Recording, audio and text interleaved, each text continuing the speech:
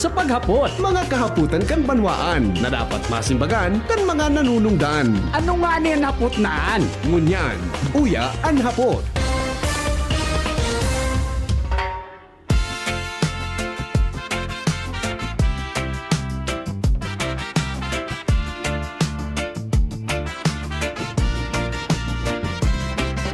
Sa himpapawid ng DZGB, may tinig na naririnig. Si VP Henry Maceda, kanyang boses ay malakas at tapat. Uya na, programa na'y mabuo na. Ang hapot ni VP Henry, hatid ay katotohanan at pag-asa.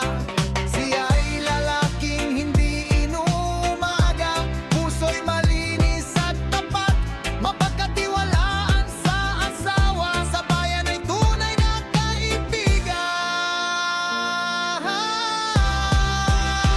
Henry Maceda, Freebie Henry Maceda, de calibre na broadcaster, kredibilidad ay tunay na dakila. Sa pagtabang malalaoman, kadoro'y awardin pa. Ang hapot ni VP Henry, narito na sa DZGB ngayon na Henry Maceda. VP Henry Maceda, tinig ng bayan, puso ng Legazpi, tunog na maasahan. Mula sa mga lansangan hanggang sa mga tahanan, kanyang mga salita'y umaabot sa bawat sulok ng Bicolandia. Wala kang makikita na katulad niya, tapat sa trabaho, sa paglingkod ay walang katapusan. Siya'y lalaking hindi inuumaga, paninindigan ay hindi nababago, mamagkatiwalaan sa lahat ng bagay, sa bayan ay tunay na lider. Henry Maceda, VP Henry Maceda, de calibre na broadcaster, kredibilidad ay tunay na dakila. Sa pagtabang malalaoman, kadoro'y awardin pa. Ang hapot ni VP Henry, narito na sa DZGB ngayon na Henry Maceda, VP Henry Maceda, tinig ng bayan, puso ng Legazpi, tunog na maasahan.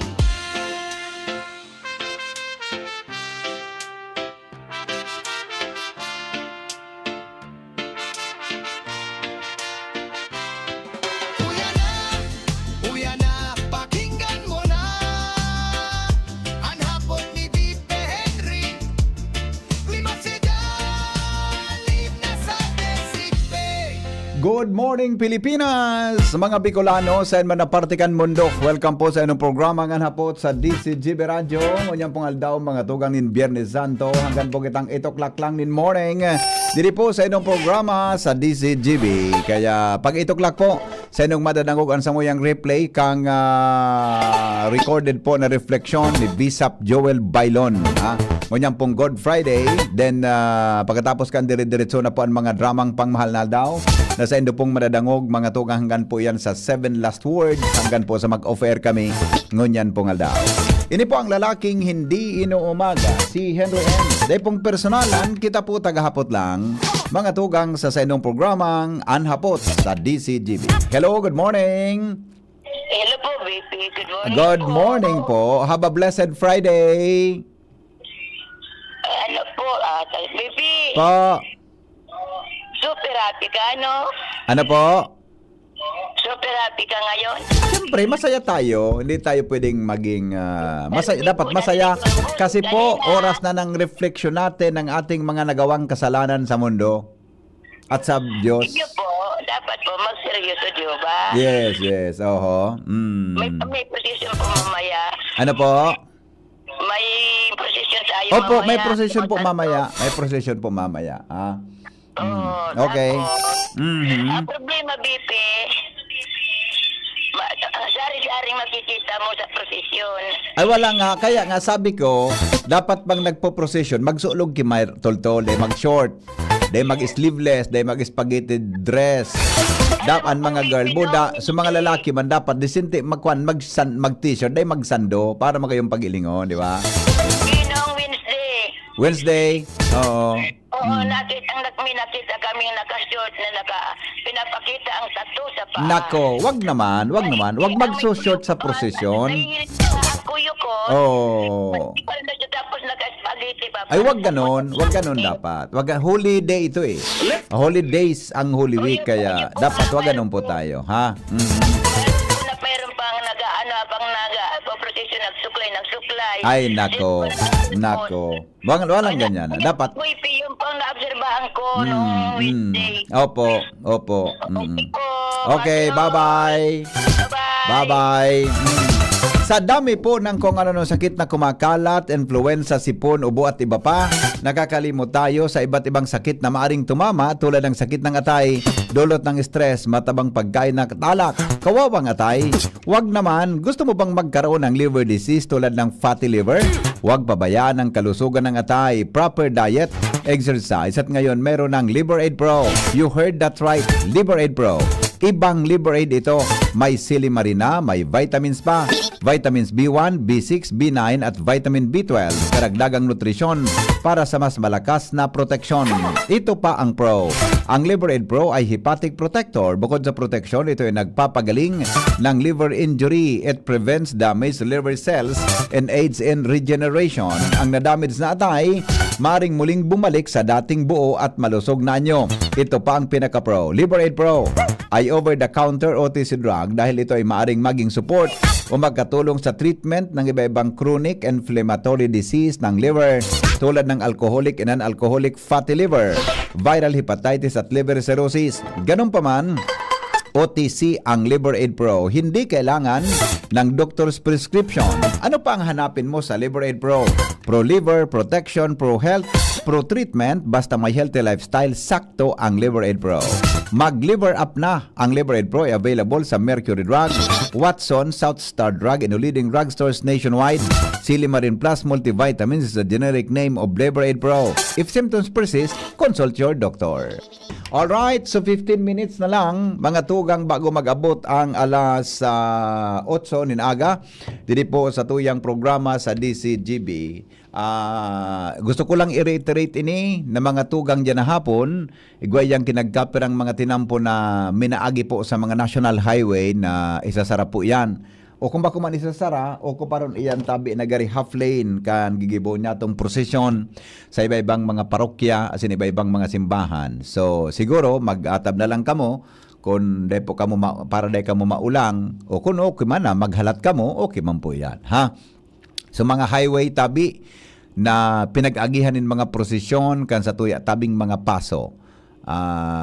Ma-close yan mga siguro mga di ba dyan magpupun alas 5 din aga hanggang po mga tugang alas 8 po, alas 7 hanggang iyan mga tugang mga alas 8 alas 5 din hapon hanggang mga alas 8 din Banggi o between 8 and 9 din Banggi po yan. Okay, kaya dit lang na puro pasensya, parte indikan sa tuyang haloy ng pagtubod mga tugang na pinagigimo niya to oral daw sa satuya tabi na palibot. Okay, so taod-taod lang, mga alas 8 nin aga, madadagong nindo mga tugang ang reflection, recorded na tabi yan, buda replay yan, na reflection tabi ni Bishop Joel Bailon, ipapadagong bigararay po sa Endo, para po sa Endo, mga tugang na pagnilay-nilay, kunyang pong Friday. So mga kapulisan taman dyan, gusto niya itong i-acknowledge ang kapulisan. Nag-ikot akong kunyan sentro kan Legazpi, naghanap akong pamahawon. Di akong nako ang pamahawon ngunyan. Sarado sa mga lugar na pigpapamahawan ko na mga turo-turo. Anyway, kung baga, ngunyan na Friday, mga tugang aniba dapat day magkaunin karne. Yabaga sukwanta, ano apod kaan, fasting sa meat, no? Pero sa mga naghelang, etc., day yung pig ko na ngayon mag-fasting. Pero kita na mga araki-aki pa, Mars maray da tabi na mag-fasting sa karne, no? Bata ngunyan, mahalo naman ang sira. Adik, mahal tabi ang sira, mga tugang yan sa palibuta. Pero maray, tadakol ang sira ngunyan, maski mahal, tabi, dakol po ang sira. mga tugang sa tuya na palibot. Kaya mas magakabuelo kita po mga tugang kan sa tuyang gustong kaunon, no? And then sa aga man susugduman sa mga interview niya to sa tuya tabi na mga pag-iriba kay Monsignor Chris Bernarte na interview ta kasuhapon, sarado, closed, mga tugang an halos gabos na mga simbahan. Tabi para sa pagkakaigwa tabi nin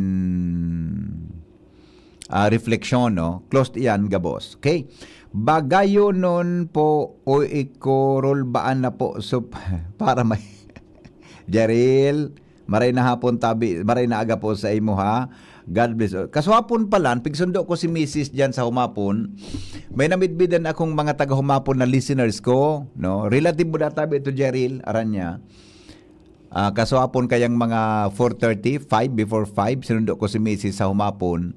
Ta naka-duty duman. May namidbidan ako duman ng mga listeners ko. Buda, relative mo da ito, no? Salamat na maray ha. Sa mga taga-humapon, tabi na nagkamiridbidan ta. Buda, so nagkamiridbidan ko mang kasuhapon sa simbahan tabi kan ni San Gregorio Magno sa Albay Cathedral. May mga nakamidbidan kitang mga listeners tamang kasuhapon. Sorry po, de ko nagkakuara sa mga aran nindo, pero aram ko man kon aram nindo kung nagdadangog kamungon yan. Tabi kamo ito. Salamato na maray, tabi sa saindong padagos sa suporta sa satuya pong istasyon. Okay? May mga kwan baga, may mga tradisyon na pinagtutubod pag abot na tabi kan Biyernes Santo alas 3 ang hapon. Aram nindo ang mga term na nagagabas, para gabas ngaya. May napigigibong anting-anting kung ano yan pigigibong anting-anting sa bulang, di ba? Anting-anting sa kung ano. Katanggan ngun yan, dagol pa mangyaray na mga Pilipino ang naniniwala mga tugang sa mga anting-anting. Kaya yan ha. Di ba kan kikuaso? Basta may mga pagtubod na maray da atabi yan na anting-anting.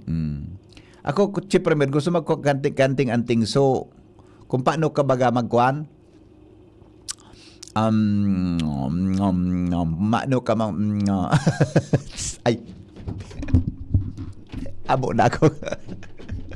So basta di 10 minutos na lang alas 8 na po nin aga magatugang abo ko magkaraw tabata Biyernes Santo ngunyan. Okay, anyway, so mga kwanta po diyan palan, so mga paso, no? Dakol ang paso diyan sa Albay District, more or less mga 50 ang paso yan. Tabi, no? Kaya gari, ano ba diyan, maatab man sinda. I mean, may mga handa pati ang pagkatapos. Hello? Hello, sabi, good morning po. Good morning, sir. Ano mo pa paglilingkod? Ayun, dakol mga nagtutubod kan mga anting-anting daan. Iyo baga. Opo. Talo mga parabulang. Nanggad. Halo yun na baga. Hanggang ngunyan. Pagigapot, pero may daaw. Permidaog kakabula. May mga kwan baga kung ano-anong bibugtak diyan na kung magkasarabutan. Kung ano-anong pampaswerte. Bako mag-asa sa pagsadyusan pag attender kang prosesyon. Iyo baga. Paghangad para sa personal. Yan. Buda sarap pangani. So mga may mga kansaro kung nahiling na mga naka-shorts. Kung pwede, kita mag-short sa prosesyon. Di ba? Di kita mag-spaghetti sa prosesyon. Spaghetti dress. Okay, manggayto ko tayo yan. Sarong, iling mo ng lalaki. Okay man palan sa imo. Sa mga nag-short. Nailing muna ini. Sarawayon ka na. Pag usang nasusisinta ako na Jesus. Ay, pumundo ka dyan Talaga ako sa So shorts guys, pero sa mga abot lang sa tuhod, pwede man ito. Abot sa tuhod, pwede. Sala naman kaya ning. Iyo. Ano man daw ang grabe man ang hugot mo lawas tinda. Grabe man ang hugot mo So shorts yun. Pero so talagang ngayas, pag short ka hanggang tuhod, above the knee, pwede man yan. Mainit bagang panahon mo yan. So dissenting pa ka short, di ba? Dissenting pa ka short. Abot na dito sa may tigot-tigot baga kang Yeah, kaya nga ni, yan mga managkahriling kaya, yan gusto tang pakisuyo na kung pwede sa mga prosesyon, diyan na hapon, medyo lit na, t-shirt lang o kung ano, lit na, counting, bata, mainit, di ba? Surulot yan. Okay. Surulot din doon sa Easter Sunday. Opo. Sa dagat na pwede. Yan, okay. Sige. Pagkabot naman kang Easter Sunday, dyan sa dagat, naka-jacket, halabang kapajama pa, tabo maiti. Abo mainitahan. Oo. Sa agaman. Yan ang bagay ko ta dyan. Yeah, okay. Iya po. Salamat, sir. Thank you, thank you. Salamat. Alright. O, sa aga, ibitarandaan na sabi kan simbahan din na magpara duluman sa dagat o na magpara excursion. Ta sulimne tabi ang Sabado nyato mga tugang ko na may bitaran di roy-luway sana relax sana na arog ka iyan. Baka pwedeng Sunday na lang, di ba? Mag happy, mag-relax kit. Ay wala. Apudan ko ta sa pag-asa ta. Gusto kong aramon sweet index ngunya na aldaw. Gusto kong aramon pero mainit ngunya ni. Kaya po mga tugang mas maray na mag-ingat po kita. Mas maray po na magsulog kita ki mga pastel colors baga. Usually nganing maiwasan po ang manakit, di kita masyadong makuan, di kita masyadong mainitan. Yan na mga limitaran po ang mga pagsulog ki mga black colors, no. Mina-reflect tabi ang init diyan.